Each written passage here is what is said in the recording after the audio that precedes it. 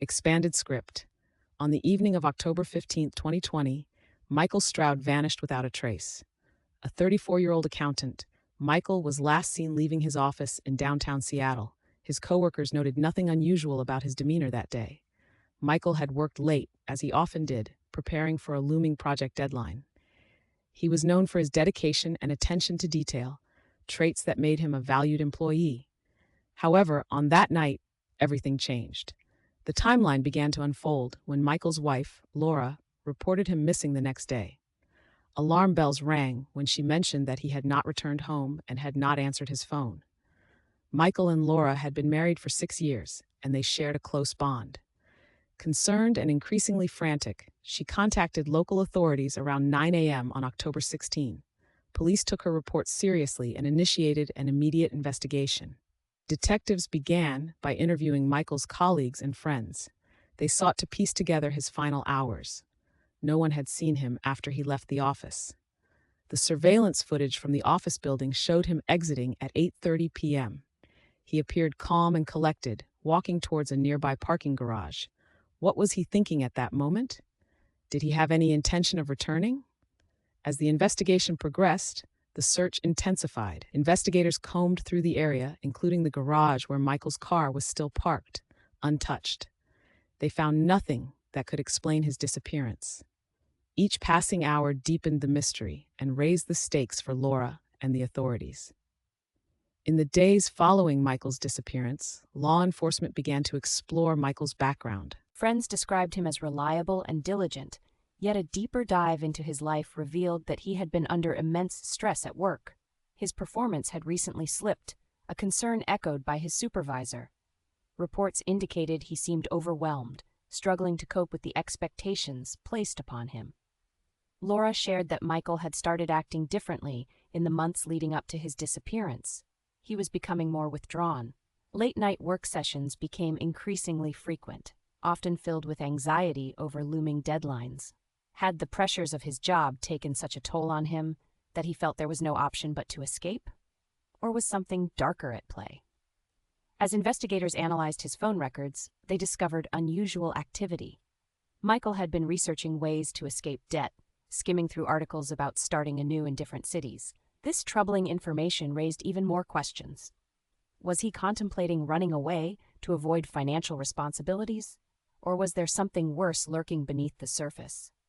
In a surprising twist, around the same time the investigation began, a couple reported seeing a man matching Michael's description near a secluded hiking trail on the outskirts of the city. This lead was enough to prompt police to expand their search into that area. Helicopters and tracking dogs combed through the vast, rugged landscape, but they found no signs of Michael. The days turned into weeks, yet the search parties returned empty-handed. Weeks turned into months, and the feeling of hopelessness filled the air.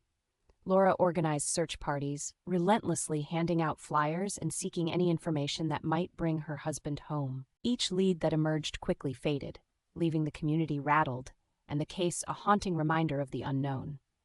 Friends and family held vigils, praying for Michael's safe return, but very little hope remained. In the absence of concrete evidence, police began to explore other leads. Friends noted that Michael had become increasingly secretive about his financial situation. Increasing costs of living and mounting pressure to succeed in his career might have contributed to his apparent distress. Could this pressure have driven him to seek an escape, even if it meant leaving everything behind? As time slipped away, rumors circulated through the community. Some claimed to have seen him starting anew in another city, perhaps living under an assumed name. Others held on to the belief that he had met with foul play. Theories spread like wildfire, each more disturbing than the last. But despite months of investigation, no proof validated any of them. Then, 2 years after Michael's disappearance, the case took a significant turn. A traveler reported finding a wallet near the hiking trail where he was last seen. The wallet belonged to Michael, but it contained no ID or any personal items that could offer insight into what had happened to him. It appeared to have been there for some time, raising even more questions. The discovery prompted authorities to reopen the case, hoping that this new clue could lead them to answers. Investigators returned to the trail to search again, combing through the area with renewed vigor. But once again, they found no additional evidence. The community was left in turmoil, with more questions than answers. How could a wallet be discovered without any indication of what had happened to its owner? As authorities revisited old leads and examined the area around the hiking trail, they began to scrutinize the timeline of Michael's last known movements. Had he truly gone hiking, or was he lured there against his will? Was this just a tragic accident, or had he encountered someone with ill intentions? Each possible scenario painted a darker picture than the last. Despite the reopened investigation, tips continued to yield little fruit. The emotional toll on Laura was unimaginable. She clung to hope while grappling with despair. Days turned into months, and months into years. The strain was evident, but her determination to find Michael never waned. She sought the support of advocacy groups for missing persons, sharing Michael's story through social media platforms and local news outlets. As Laura continued her search, she encountered others who had similarly lost loved ones. They formed a community of support, sharing their experiences and fears. The bond they formed was strong, rooted in a shared sense of loss. Yet Laura remained focused on Michael. No matter how many months passed, her love for him remained unwavering. The lingering mystery of Michael Stroud's disappearance continued to haunt the city of Seattle. Friends and family often gathered to remember him and share stories that reminded them of the man they once knew. Each gathering sparked conversations.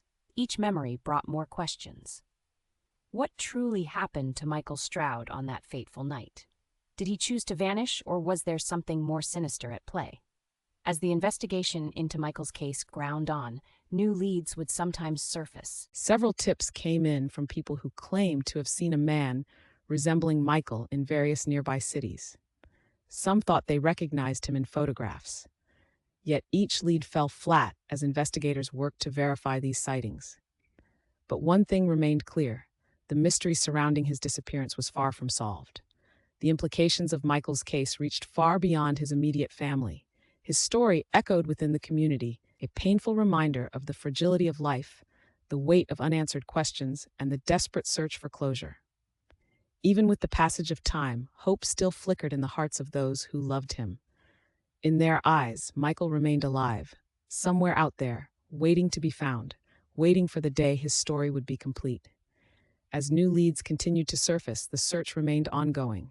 Laura was relentless, holding on to the hope that one day they would know what truly happened to Michael Stroud. What happened on that fateful night of October 15th, 2020? The journey for answers is still unfolding, echoing in the search for closure. If you wish to follow this investigation and others like it, subscribe for more real mystery stories.